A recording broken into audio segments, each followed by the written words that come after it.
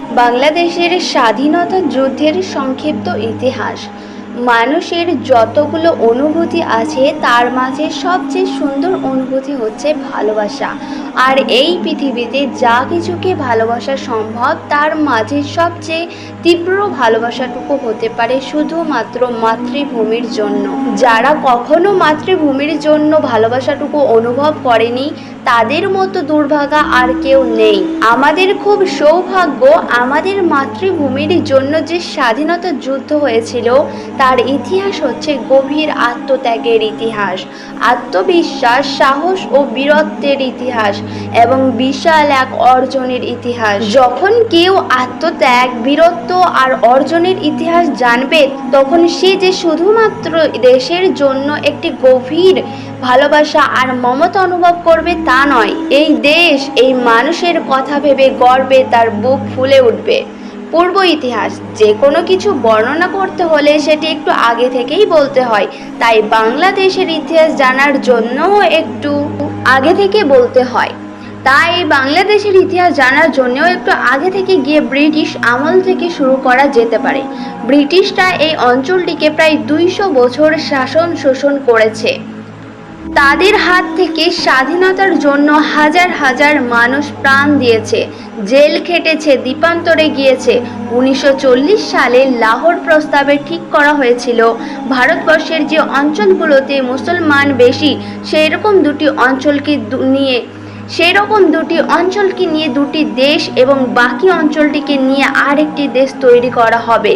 কিন্তু 1947 সালের 14ই আগস্ট যে এলাকা দুটিতে মুসলমানরা বেশি সেই এলাকা দুটি নিয়ে দুটি ভিন্ন দেশ না হয়ে পাকিস্তান নামে একটি দেশ এবং 15ই আগস্ট বাকি অঞ্চলটিকে ভারত নামে অন্য একটি দেশে ভাগ করে দেওয়া হলো।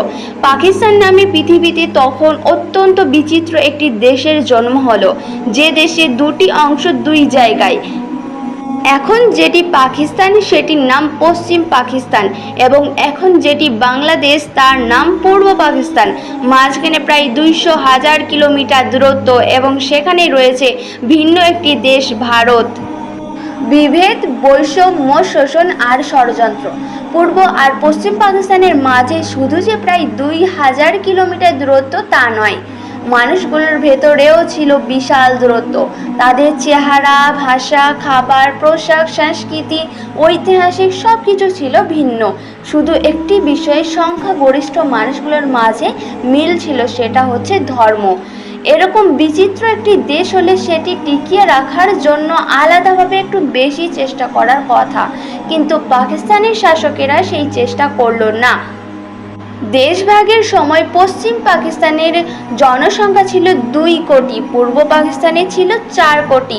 কাজেই সহজ হিসেবে বলা যায় শিক্ষা, দীক্ষা, ব্যবসা, বাণিজ্য, পুলিশ, মিলিটারি, সরকারি কর্মচারী, কর্মকর্তা সবকিছুতেই যদি একজন পশ্চিম পাকিস্তানের লোক থাকে তাহলে সেখানে 2 জন পূর্ব পাকিস্তানের লোক থাকা উচিত। বাস্তবে হলো ঠিক তার উল্টো, সবকিছুতেই পশ্চিম পাকিস্তানের ভাগ ছিল শতকরা 80 থেকে 90 ভাগ। বাজেটের 75% ব্যয় হতো পশ্চিম পাকিস্তানে, 25% ব্যয় হতো পূর্ব পাকিস্তানে। যদিও পূর্ব পাকিস্তান থেকে রাজত্ব আয় ছিল বেশি, শতকরা 62 ভাগ। সবচেয়ে ভয়ঙ্কর ছিল সেনাবাহিনীর সংখ্যা। পূর্ব পাকিস্তানের তুলনায় পশ্চিম পাকিস্তানের সৈন্যের সংখ্যা ছিল 25 গুণ বেশি। ভাষা আন্দোলন।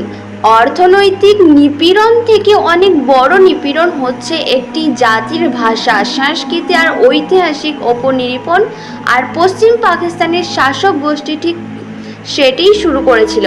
পাকিস্তানের জন্ম হয়েছিল 1947 সালে, আর ঠিক 1948 সালে পাকিস্তানের প্রতিষ্ঠাতা মোহাম্মদ আলী জিন্নাহ ঢাকা এসে ঘোষণা করলেন উর্দু হবে পাকিস্তানের রাষ্ট্রভাষা। সাথে সাথে পাকিস্তানের বাঙালিরা তার প্রতিবাদ করে বিক্ষোভ শুরু করে দিল। আন্দোলন তীব্রতর হয়ে 1952 সালে 21শে ফেব্রুয়ারি সারা পূর্ব পাকিস্তানের মানুষ বিক্ষোভে ফেটে পড়ল। পুলিশের গুলিতে প্রাণ দিয়েছিল রফিক, সালাম, বরকত, জব্বার এবং আরও অনেক। তারপরেও সেই আন্দোলনকে থামানো যায়নি। পাকিস্তানের শাসক গোষ্ঠীকে শেষ পর্যন্ত 1956 সালে বাংলা ভাষাকে স্বীকৃতি দিতে হয়েছিল।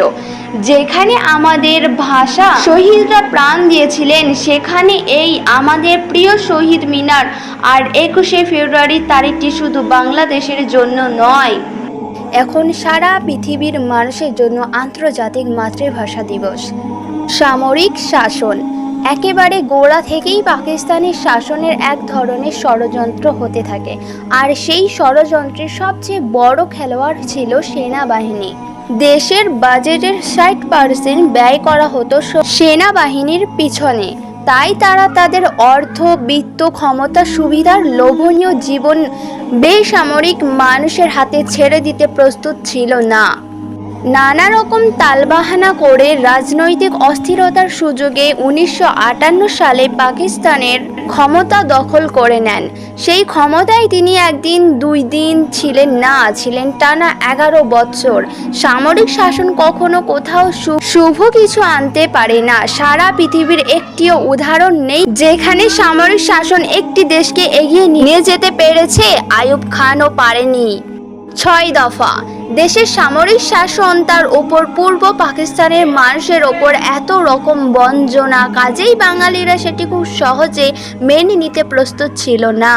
বাঙালিদের সবচেয়ে বড় রাজনৈতিক দল আওয়ামী লীগের তেজস্বী বঙ্গবন্ধু শেখ মুজিবুর রহমান পূর্ব পাকিস্তানি মানুষের জন্য স্বায়ত্তশাসন দাবি করে 1966 সালে 6 দফা ঘোষণা করলেন। তারিখটি ছিল 1969 এর 25শে মার্চ। কেউ তখন জানতো না ঠিক 2 বছর পর একই দিনে এই দেশের মাটিতে পৃথিবীর জঘন্যতম একটি গণহত্যা শুরু হবে। পাকিস্তানের প্রথম সাধারণ নির্বাচন। জেনারেল ইয়াহিয়া খান ক্ষমতায় এসে পাকিস্তানের ইতিহাসে প্রথম সাধারণ নির্বাচন দেওয়ার কথা ঘোষণা করে। তারিখটি শেষ পর্যন্ত ঠিক করা হয় 1970 সালের 7ই ডিসেম্বর। নির্বাচনের কিছুদিন আগে 12ই নভেম্বর পূর্ব পাকিস্তানের উপকূল এলাকায় পৃথিবীর ইতিহাসে সবচেয়ে বড় একটি প্রাকৃতিক দুর্যোগ ঘটে গেল। এক প্রলয়ঙ্কারী ঘূর্ণিঝড়ের প্রায় 10 লক্ষ লোক মারা গেল। এত বড় একটি ঘটনার পর পাকিস্তান সরকারের যেভাবে সাহায্য সহযোগিতা নিয়ে এগিয়ে আসা উচিত ছিল, তারা মোটেও সেভাবে এগিয়ে এলো না। 1970 সালের 7ই ডিসেম্বর অত্যন্ত সুষ্ঠুভাবে সারা পাকিস্তান প্রথমে সাধারণ নির্বাচন অনুষ্ঠিত হলো। পাকিস্তান সেনাবাহিনী বড় বড় জেনারেল রাজনৈতিক নেতাদের জন্য কোনো শ্রদ্ধাবোধ ছিল না। তার ধরেই নিয়েছিল নির্বাচনে কোনো রাজনৈতিক দল একক সংখ্যাগরিষ্ঠতা পাবে না, তাই দলগুলো নিজেদের ভেতর ঝগড়াঝাটি আর কোন্দল করতে থাকবে, আর সেটির কারণ হিসেবে দেখিয়ে সেনাবাহিনীর ক্ষমতা দেশটাকে লুটে পুটে খাবে। সোজা হিসেবে এই প্রথম পাকিস্তান শাসন করবে পূর্ব পাকিস্তানের নেতৃবৃন্দ।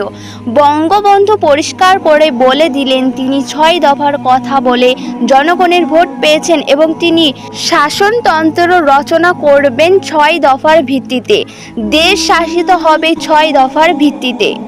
পাকিস্তানের সেনাবাহিনী তখনই সিদ্ধান্ত নিয়ে নিল কোনোভাবেই বাঙালির হাতে পাকিস্তানের শাসনভার তুলে দেওয়া যাবে না। নিজের অজান্তেই জেনারেল ইয়াহিয়া খান আর তার দলবল বাংলাদেশ নামে নতুন একটি রাষ্ট্র জন্ম দেবার প্রক্রিয়া শুরু করে দিল। ষড়যন্ত্র। জেনারেলদের ষড়যন্ত্রের সবচেয়ে বড় সাহায্যকারী ছিল সেনা শাসক আইয়ুব খানের একসময়ের পররাষ্ট্রমন্ত্রী, পশ্চিম পাকিস্তানের প্রিন্সিপাল পার্টির সভাপতি জুলফিকার আলী ভুট্টো। ভেতরে ভেতরে ষড়যন্ত্র চলতে থাকলেও জেনারেল ইয়াহিয়া খান সেটির বাইরে বোঝাতে চাইল না।